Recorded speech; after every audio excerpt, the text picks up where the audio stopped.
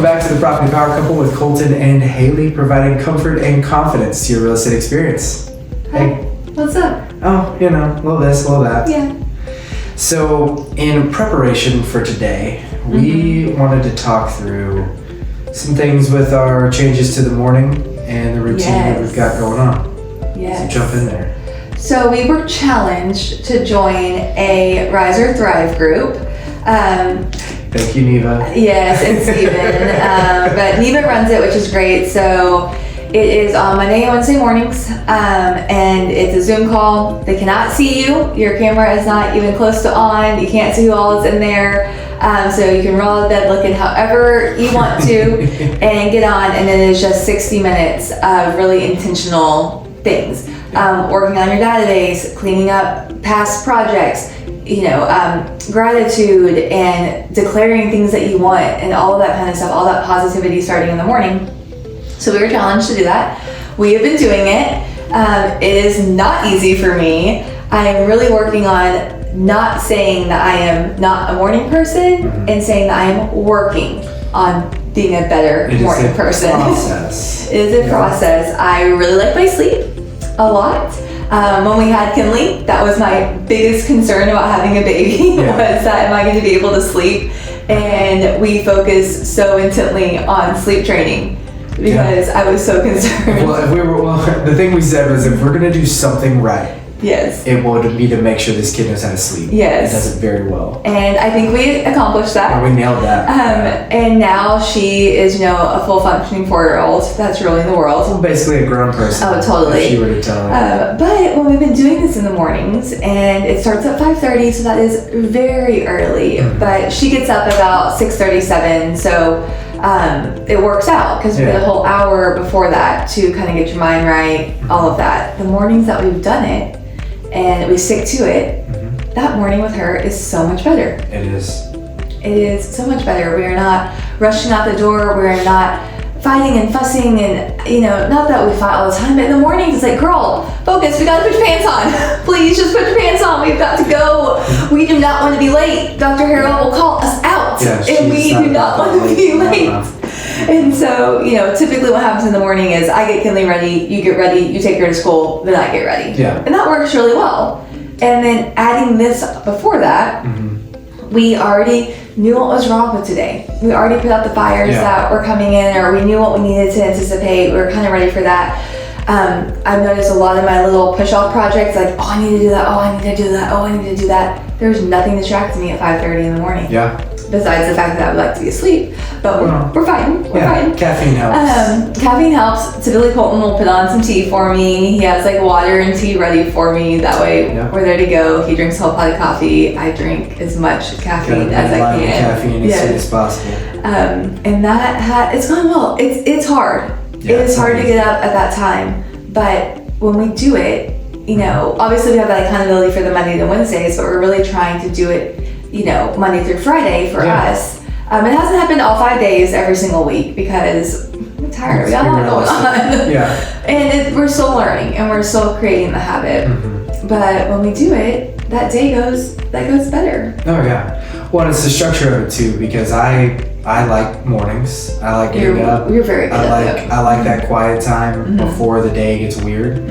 But I will say that outside of just working out, doing some reading in the morning, prayer, that that having that set time on those days with them, knowing that, hey, there's this hour chunk and that hour is very structured. It really does set the tone for the day because when that 6:30 window starts, it's always kind of this weird gray area of, okay, well, what's going to happen next? And we've already got 90% of what we need to just logistically figured out by the point that time hits. So really going in with a plan to start the day, I think is huge. The only thing I want to add, I know we weren't planning on doing this, but I really do love that idea of ending the day previous with the plan for tomorrow.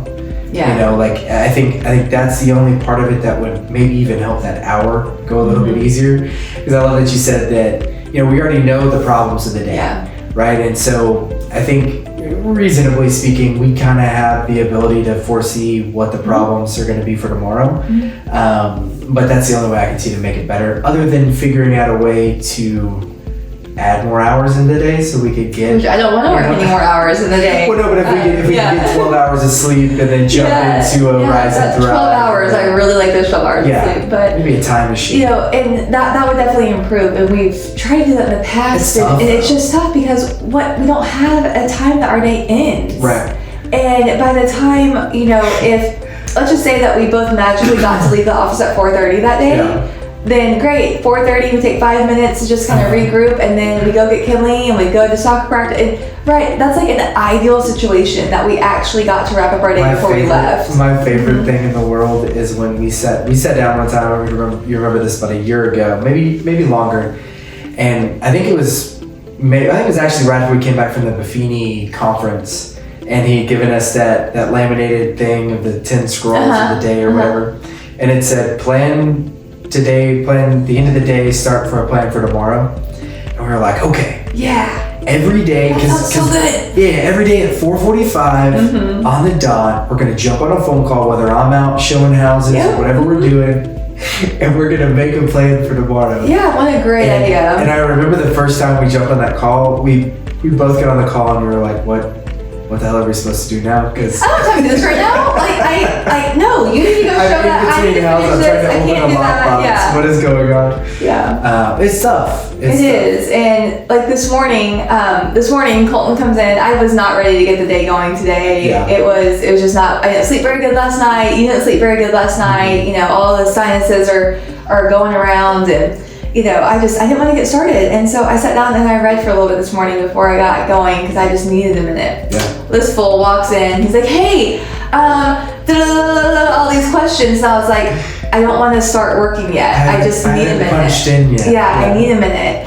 And he's like, okay, well then I'm going to go in the other room because I really want to talk about this stuff and you're not ready. And that's just part of it, right? So it's hard. It's hard whenever we get home and we're trying to focus on Kinley and we're trying to do all that and then make sure everybody got fed and everybody's ready for the next day. Did we forget ballet was on Thursday, so our clothes aren't ready? All that kind of stuff. And then, we need to wrap up our day so we can set it up for tomorrow. Right. And it's hard whenever entrepreneur, we don't clock out, we don't clock in, we don't have all that, and then in the middle of the night you could roll over and say, hey, so I had this thought. And we really try not to do that. Real estate intrusive thoughts. Yes. At 11:30 at but that's part of the working with your spouse that is so real. And so the morning adding that in has definitely helped, and that's going to continue to improve. And it's not perfect, but as we continue to improve it, absolutely. Like you got up this morning and I didn't. Like you got up and you did whenever the whole day you do before I wake up. Sometimes he's like reads and works out all the stuff I have no idea about. But then in the mornings I'm able to do that with you. We've been able to get through the day a little bit more efficiently. Yeah. And if we could add that in the evenings, that'd be like a perfect little picture if we can figure out how to make that happen. Oh, beggars and choosers. Like we'll figure it out. Yes. So you said something to me that I thought was pretty profound. That you're gonna have to speak to it more. But the conversations that you don't have. I saw this quote.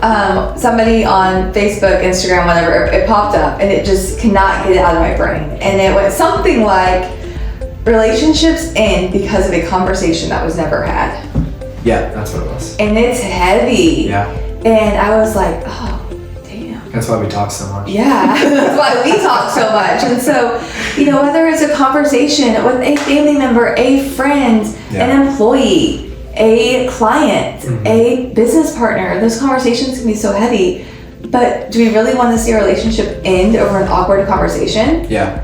I mean, I know if you're coaching or mentoring or something like that with somebody, that's part of their role is to help push you into those hard conversations. Yeah. Because it's like a Band-Aid. If you just have it, it's done. And then whatever outcome you are so worried about is over. it either happened or it didn't, and most of the time it's not nearly as bad as we make it up. Well, and if it goes badly, the relationship is gonna end anyway. So right, but could we at least get this out instead of a big blow up later on? And so I mean, it's really hit from past relationships, from friendships that have ended, anything like that, to family issues where like we don't know how to talk about certain stuff, all the way to employees, to business partners, to your clients. Like I don't want to call a seller and tell them that there's nothing new, but I have to. Yeah. And those are hard conversations, but I would hate for that relationship to end because I didn't want to pick up the phone. Yeah. Like I would hate for that. And then when it comes to us, and us as a couple, we talk a lot. It's a lot. It's a lot of talking. Part of that from your background, obviously, right? You can help navigate that. I combine naturally, and it's difficult to shake, but to an annoying degree. And sometimes it is. However, we get asked a lot.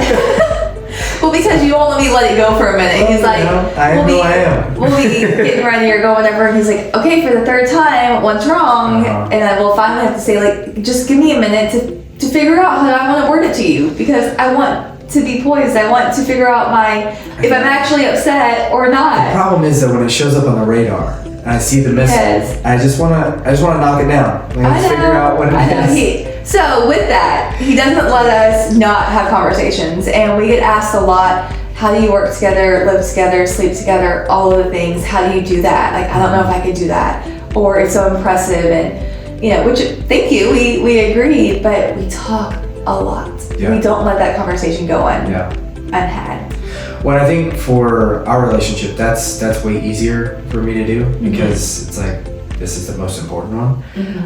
Where I've seen it really manifest itself, at least in my discomfort in those uncomfortable conversations, really on the property management side, because I solve problems for a living. And it took me a while to get my head wrapped around that aspect of it, because it wasn't necessarily how I conceptualized it before. But a lot of times when I'm having to call owners and when I'm having to call tenants, it's usually to have uncomfortable conversations about money that's not being paid, money that needs to be spent, repairs that need to be done.